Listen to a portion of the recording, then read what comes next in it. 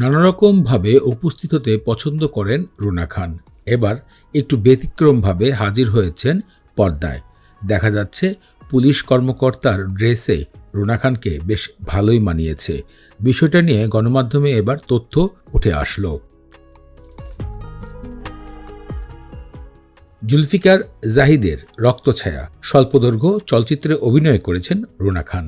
সাম্প্রতিক সিনেমাটির শুটিং শেষ হয়েছে এবং কান চলচ্চিত্র উৎসবে লক্ষ্য করে নির্মাণ করা হয়েছে ছায়ারক্ত স্বল্পদৈর্ঘ্য সিনেমাটি।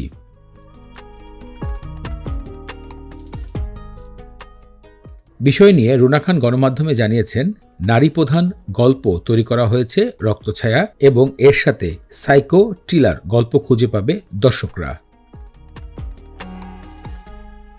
সাম্প্রতিক তার সিনেমার শুটিং শেষ হয়েছে এবং সেই সিনেমায় একজন দায়িত্বশীল প্রতিবাদী পুলিশ কর্মকর্তার ভূমিকায় অভিনয় করেছেন তিনি আরও জানিয়েছেন, পেশাগত এবং অন্যান্য বিষয়ে অটল থাকার মতন একটি ভূমিকায় অভিনয় করেছেন রুনা খান।